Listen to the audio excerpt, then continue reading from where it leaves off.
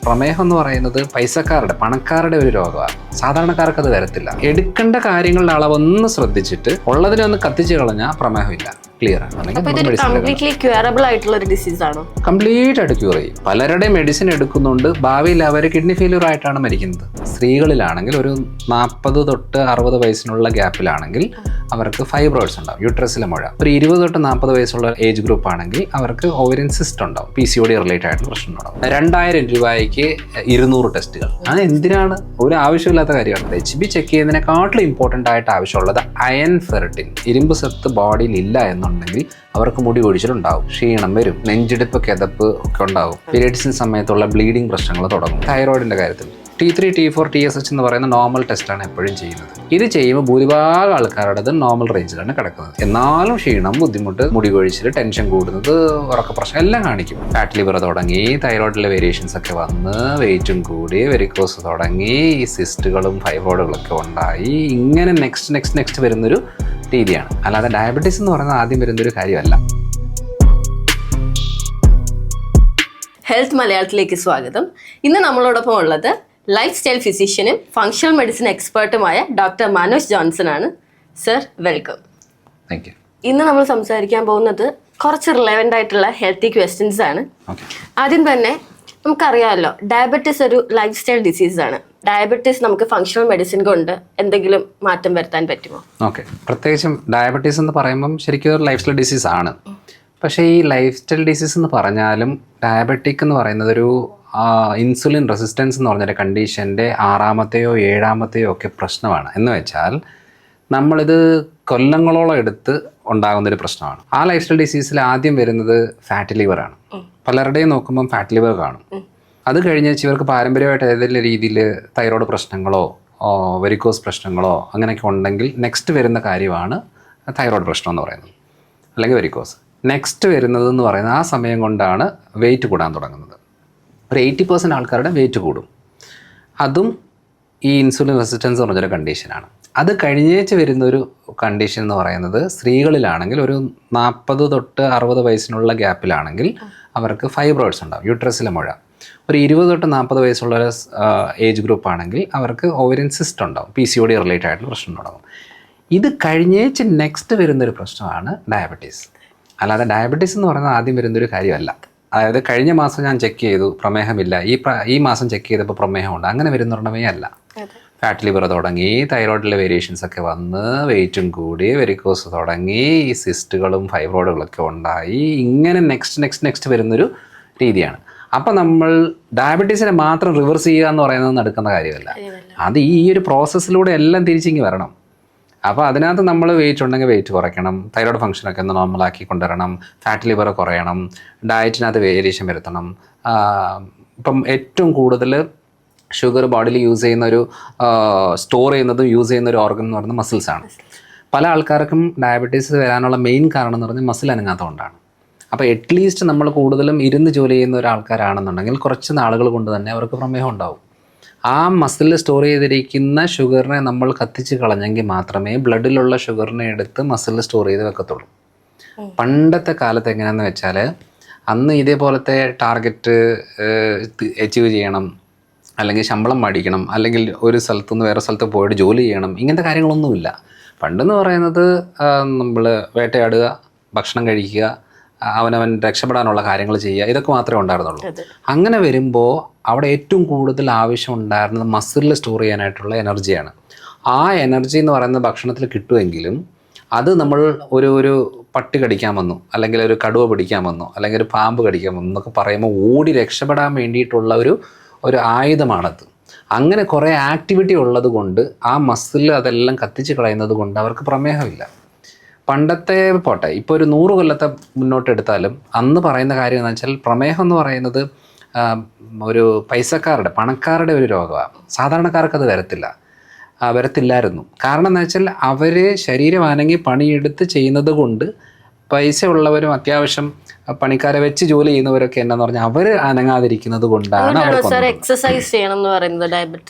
ആ ഒരു കാര്യത്തിലാണ് ഇത് ആവശ്യമുള്ളത്. ഇപ്പം എല്ലാവരും അനങ്ങാതെ ജോലി ചെയ്ത് നന്നായിട്ട് ഭക്ഷണം കഴിക്കുമെന്ന് സംഭവിച്ചെന്നിട്ട് മസിൽ അനങ്ങുന്നില്ല. അപ്പോൾ നമ്മൾ നിർബന്ധമായിട്ടും എക്സസൈസിലാണ്. അതായത് ഡയബറ്റീസ് റിവേഴ്സ് ആകണോ, മസിൽ സ്ട്രെങ്തൻ ആകണം, മസിൽ പണിയെടുക്കണം. അത് കഴിഞ്ഞിട്ട് കാർബ്സിൻ്റെ അളവ് കുറയ്ക്കണം. ഇത് രണ്ടും ചെയ്താൽ ഓക്കെയാണ്. അവർ ആയുഷ്കാലം മുഴുവൻ മെഡിസിൻ എടുക്കേണ്ട ആവശ്യമേ ഇല്ല.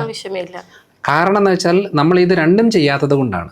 ഇപ്പോൾ ഒരാൾ രാവിലെ തൊട്ട് വൈകുന്നേരം വരെ കഴിക്കുന്ന ഭക്ഷണം എന്ന് പറയുന്നത് അവർ ഒരാഴ്ച ആവശ്യമുള്ള എനർജി അവർ ഒറ്റ ദിവസത്തിലാണ് എടുക്കുന്നത്. അതാണ് കത്തിച്ച് കളയോ അതുമില്ല. അപ്പോൾ നമ്മളെന്താ ചെയ്യേണ്ടത്, എടുക്കേണ്ട കാര്യങ്ങളുടെ അളവൊന്ന് ശ്രദ്ധിച്ചിട്ട് ഉള്ളതിനെ ഒന്ന് കത്തിച്ച് കളഞ്ഞാൽ പ്രമേഹമില്ല, ക്ലിയറാണ്. ഏറ്റവും കൂടുതൽ ഇമ്പോർട്ടൻ്റ് ആയിട്ട് വരുന്നത് ഈ ഓട്ടം ചാട്ടം നടത്തം ഇതൊന്നുമല്ല, മസിൽ സ്ട്രെങ്തനിങ് ആണ്. സിറ്റപ്സ്, പുഷപ്സ്, ഡംബിൾസ് രീതികൾ, അല്ലെങ്കിൽ കട്ടിയായിട്ടുള്ള പണികൾ, വെയിറ്റ് വെച്ചിട്ടുള്ള കാര്യങ്ങളെല്ലാം ചെയ്ത് കഴിഞ്ഞാൽ മസിൽ സ്ട്രെങ്തൻ ആവും. മസിൽ സ്ട്രെങ്തൻ ആയ ഡയബറ്റീസ് റിവേഴ്സ് ആവും. പിന്നെ ഫുഡിനകത്തും കൂടെ ചേഞ്ചസ് വരുത്തുവാണെന്നുണ്ടെങ്കിൽ കംപ്ലീറ്റ് ആയിട്ട് ക്യൂർ ചെയ്യും. കംപ്ലീറ്റ് ആയിട്ട് ക്യൂർ ചെയ്യാനുള്ളതേ ഉള്ളൂ പ്രമേഹം. അതല്ലാതെ അതൊരു വലിയൊരു സംഭവമല്ല. പക്ഷേ എങ്ങനെയാണെന്ന് വെച്ചാൽ ഒരു 60% ഡാമേജ് ആകുന്നിടം വരെ മാത്രമേ നമുക്കിത് കംപ്ലീറ്റ് ക്യൂറിൻ്റെ കാര്യം പറയാൻ പറ്റത്തുള്ളൂ.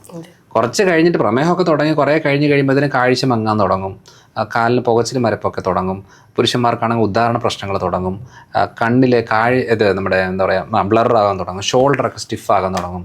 അതേപോലെ മസിൽസിൻ്റെ അളവൊക്കെ കുറയും, കൈയും കാലും ഒക്കെ ശോഷിക്കും, അവരുടെ വയറ് മാത്രമേ കാണത്തുള്ളൂ. അതേപോലെ തന്നെ കിഡ്നി പ്രശ്നങ്ങൾ തുടങ്ങും, മൂത്രത്തിൽ പതയുണ്ടാകും. ഇതൊക്കെ എന്ന് പറഞ്ഞാൽ ഓൾമോസ്റ്റ് ഒരു 60% ഡാമേജ് ആകുമ്പോൾ വരുന്ന പ്രശ്നങ്ങളാണ്. ഈ ഡാമേജ് ആയി കഴിയുമ്പോൾ നമുക്കൊരു പരിധി കൂടുതൽ മെഡിസിനെ കുറയ്ക്കാൻ പറ്റില്ല. അത് നമ്മൾ ആ മെഡിസിൻ വെച്ചുകൊണ്ട് വേണം ഈ കാര്യങ്ങളെല്ലാം ചെയ്യാനായിട്ട്.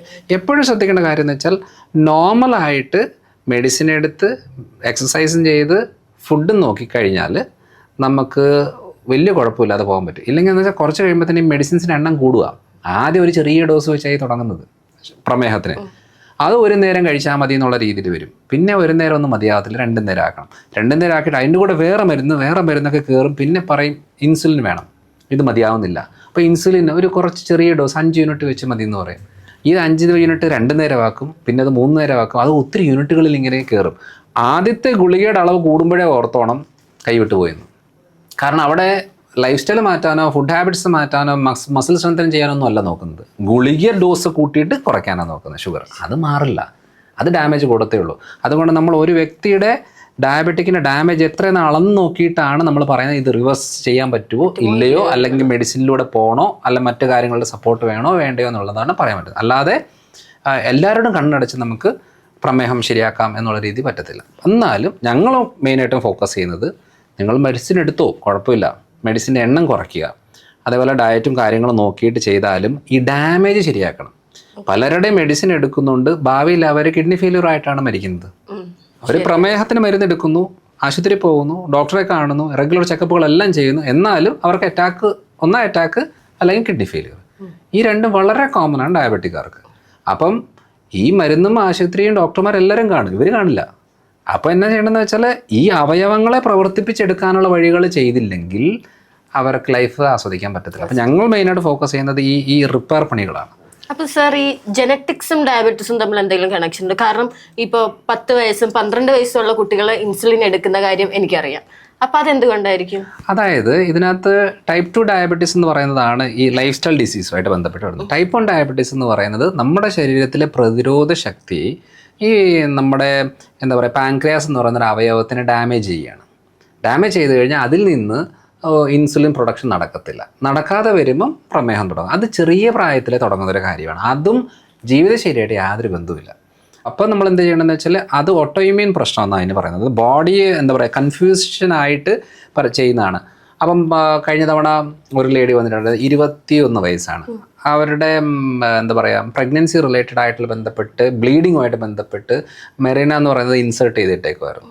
ഈ മെറിന ഇട്ടതിന് ശേഷം ഇവർക്ക് ടൈപ്പ് 1 ഡയബറ്റീസ് വന്നു. അതായത് അതിനെ ഫോറിൻ ബോഡിയായിട്ട് കൺസിഡർ ചെയ്ത് അതിനെതിരെ ഫൈറ്റ് ചെയ്ത് ഈ പാൻക്രിയാസിൻ്റെ ഡാമേജ് വന്ന് പിന്നെ അത് പ്രമേഹമായി. അപ്പം അങ്ങനെയുള്ളപ്പോൾ നമ്മൾ ഇൻസുലിൻ തന്നെ എടുക്കണം, വേറെ നിവൃത്തില്ല. ആ അവയവം പ്രവർത്തിക്കുന്നില്ല. അതേപോലെ പലർക്കും പല രീതിയിലാണ് കാരണം. ചിലർക്ക് വാക്സിനേഷൻ്റെ ഭാഗമായിട്ടും ഡയബറ്റീസ് കാര്യങ്ങൾ വരാം. പലപ്പോഴും ഹെവി മെറ്റൽസ് പല രീതിയിലുള്ള എന്താ പറയുക കെമിക്കൽസിൻ്റെ ഭാഗമായിട്ടും വരാം. പിന്നെ ജനറ്റിക് ആയിട്ടുള്ള രീതികളും വരാം. അപ്പോൾ അതുകൊണ്ട് പല കാരണങ്ങൾ കൊണ്ട് വരാം. അതൊരിക്കലും ജീവിതശൈലിയായിട്ട് ബന്ധപ്പെട്ടതല്ല. അത് അവരുടെ എമർജൻസി സിറ്റുവേഷനായിട്ട് ബന്ധപ്പെട്ട് ശരീരത്തിൽ നടക്കുന്ന പല കാര്യങ്ങളുടെ ഭാഗമായിട്ടാണ് അതുണ്ടാകുന്നത്. സർ ഇപ്പോൾ പലർക്കും ബ്ലഡ് ടെസ്റ്റ് ചെയ്യുമ്പോൾ വളരെ നോർമൽ ആയിരിക്കും, പക്ഷെ അവർക്ക് എന്നാലും ഭയങ്കര ടയർഡ്നെസ് ആയിരിക്കും. അതെന്തുകൊണ്ടായിരിക്കും? അതായത് നമ്മൾ എന്ത് ബ്ലഡ് ടെസ്റ്റ് ചെയ്യുന്നു എന്നുള്ളതിലാണ് കാര്യമുള്ളത്. പൊതുവേ നമ്മൾ പോയിട്ടൊരു ബ്ലഡ് ടെസ്റ്റ് ചെയ്യുമ്പോൾ ഒരു പാക്കേജ് പറയുകയാണ്. ഓക്കെ, നമ്മളിപ്പോൾ നമ്മുടെ എന്താ പറയുക ലാബിൽ പോകുമ്പം പറയുകയാണ് എനിക്ക് ഷുഗറും കൊളസ്ട്രോളും ഒക്കെ നോക്കണം എന്ന് പറയും. അവർ പറയും ശരി, അതിൻ്റെ കൂടെ ഇന്നതുണ്ട്, ഇന്ന പാക്കേജ് ഇന്നത് എടുത്തോളം പറയും. അപ്പം നമ്മളാകെ അറിയാവുന്ന നമുക്ക് കുറച്ച് കാര്യങ്ങളെ അറിയത്തുള്ളൂ, അത് വെച്ച് നമ്മളങ്ങ് ചെയ്യുന്നു. പക്ഷേ അങ്ങനെയൊക്കെ ചെയ്യുന്ന സമയങ്ങളിൽ ഷുഗർ, കൊളസ്ട്രോൾ അല്ലെങ്കിൽ യൂറിക് ആസിഡ്, ക്രിയാറ്റിൻ എന്നൊക്കെ പറയുന്ന ബേസിക് ആയിട്ടുള്ള കാര്യങ്ങൾ ചെയ്യുമ്പം ഭൂരിഭാഗം ആൾക്കാരുടെ നോർമലായിരിക്കും. പക്ഷെ നമുക്ക് വേണ്ട കാര്യം എന്താണെന്ന് വെച്ചാൽ ഇപ്പം HB എന്ന് പറയുന്നൊരു സംഭവം ചെക്ക് ചെയ്യും. ഹീമോഗ്ലോബിൻ സ്ത്രീകളിൽ ഭൂരിഭാഗം ആൾക്കാരും ചെക്ക് ചെയ്യുന്ന കാര്യമാണ്. HB ചെക്ക് ചെയ്യുമ്പം ചിലപ്പോൾ 11, 12, 10 എന്നൊക്കെ പറഞ്ഞ് കാണിക്കും. എന്നാലും ഓൾമോസ്റ്റ് ഉണ്ടല്ലോ, അല്ലെങ്കിൽ ഇപ്പം നോർമൽ റേഞ്ച് 12 ആണെങ്കിൽ 12 കാണിച്ചെന്ന് പറഞ്ഞാൽ നമ്മൾ വിചാരിക്കും നോർമലാണ് എന്നാണ്. പക്ഷേ HB അല്ല ചെക്ക് ചെയ്യേണ്ടത്. HB ചെക്ക് ചെയ്യുന്നതിനെക്കാട്ടിലും ഇമ്പോർട്ടൻ്റ് ആയിട്ട് ആവശ്യമുള്ളത് അയൺ, ഫെറിറ്റിൻ. അതായത് പലപ്പോഴും HB ലെവൽ നോർമൽ ആയിരിക്കും, അയൺ, ഫെറിറ്റിൻ കുറവായിരിക്കും. അപ്പം ആക്റ്റീവായിട്ടുള്ള ഇരുമ്പ് സത്ത് ബോഡിയിൽ ഇല്ല എന്നുണ്ടെങ്കിൽ അവർക്ക് മുടി കൊഴിച്ചിലുണ്ടാവും, ക്ഷീണം വരും, അതേപോലെ തന്നെ നെഞ്ചിടിപ്പ്, കിതപ്പ് ഒക്കെ ഉണ്ടാകും.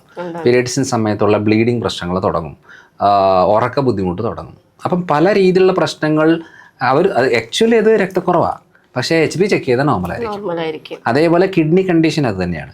സാധാരണ കിഡ്നി ഫംഗ്ഷൻ ടെസ്റ്റ് എന്നാണ് ചെയ്യുന്നത്. ക്രിയാറ്റിന്, യൂറിക് ആസിഡ് എന്നൊക്കെ പറയുന്ന സംഭവങ്ങളൊക്കെ ചെയ്യും, സോഡിയം പൊട്ടാഷ്യം ഒക്കെ. പക്ഷേ ഇവർ മെയിൻ നോക്കേണ്ടത് EGFR എന്ന് പറഞ്ഞൊരു സാധനമാണ്. EGFR എന്ന് പറഞ്ഞ ടെസ്റ്റ് ചെയ്യുമ്പോൾ ഇത് എല്ലാം നോർമലായിരിക്കും, പക്ഷെ നേരത്തെ കിഡ്നിക്ക് ഡാമേജ് വരുന്നു എന്നുള്ളത് നേരത്തെ കാണിക്കാൻ പറ്റും. നോർമൽ ടെസ്റ്റ് ചെയ്താൽ ഇത് അവസാനം പ്രശ്നം വരുമ്പോഴേ കാണിക്കത്തുള്ളൂ. അതേപോലെ ഷുഗർ ചെക്ക് ചെയ്യും. 70 തൊട്ട് 110 വരെ നോർമൽ റേഞ്ചാന്ന് വെച്ചോ. അപ്പോൾ 100 വന്നാലും നമ്മൾ വിചാരിക്കുന്നത് നോർമലാണ് എന്നുള്ളതാണ്. പക്ഷേ ശരിക്കും പറഞ്ഞാൽ ഫാസ്റ്റിംഗ് ഇൻസുലിൻ എന്ന് പറയുന്നൊരു ടെസ്റ്റാണ് ചെയ്യേണ്ടത്. ഇൻസുലിൻ ലെവൽ കൂടി വന്നു കഴിഞ്ഞിട്ട് അവസാനമാണ് പ്രമേഹം ഉണ്ടാകുന്നത്. അപ്പം നമ്മൾ പ്രമേഹം വന്നോ നോക്കിക്കൊണ്ടിരുന്നതിൽ കാര്യമില്ല, അതിൻ്റെ സിംറ്റംസ് ഒക്കെ നേരത്തെ കാണിക്കാൻ തുടങ്ങും. അപ്പോൾ നമ്മൾ നോക്കേണ്ടതെന്ന് വെച്ചാൽ ഇപ്പോൾ അതേപോലെ തൈറോയിഡിൻ്റെ കാര്യത്തിൽ T3, T4, TSH എന്ന് പറയുന്ന നോർമൽ ടെസ്റ്റാണ് എപ്പോഴും ചെയ്യുന്നത്. ഇത് ചെയ്യുമ്പോൾ ഭൂരിഭാഗം ആൾക്കാരുടേത് നോർമൽ റേഞ്ചിലാണ് കിടക്കുന്നത്. എന്നാലും ക്ഷീണം, ബുദ്ധിമുട്ട്, മുടി കൊഴിച്ചിൽ, ടെൻഷൻ കൂടുന്നത്, ഉറക്ക പ്രശ്നം എല്ലാം കാണിക്കും. അപ്പോഴാണ് നമ്മൾ തൈറോയിഡിൻ്റെ ആൻറ്റിബോഡി എന്ന് പറഞ്ഞ് ടെസ്റ്റ് ചെയ്യേണ്ടത്. അത് ANT-TG, ANT-TPO എന്ന് പറഞ്ഞ ടെസ്റ്റാണ്. ഈ ടെസ്റ്റ് ചെയ്യുന്നതിൻ്റെ പ്രത്യേകത എന്ന് പറഞ്ഞാൽ ഈ തൈറോയിഡിൽ നീർക്കെട്ടുണ്ടോയെന്ന് അറിയാൻ. ഈ നീർക്കെട്ട് തുടങ്ങി 8-10 കൊല്ലത്തിന് ശേഷമാണ് ഈ TSH എന്ന് പറഞ്ഞാൽ ഇതിന് വേരിയേഷൻ വരുന്നത്. അപ്പം നമ്മൾ നോക്കുമ്പം തൈറോയിഡിൻ്റെ TSH വേരിയേഷൻ വന്നു, മരുന്ന് എടുക്കാൻ പറഞ്ഞു. എന്തുകൊണ്ടാണ് മരുന്ന് നിർത്താൻ പറ്റാത്തതെന്ന് പറഞ്ഞാൽ ഓൾമോസ്റ്റ് 80% ഡാമേജ് വന്നതിന് ശേഷമാണ് TSHൻ്റെ വേരിയേഷൻ വരുന്നതും ഹോർമോണിൻ്റെ പ്രൊഡക്ഷൻ കുറയുന്നതും.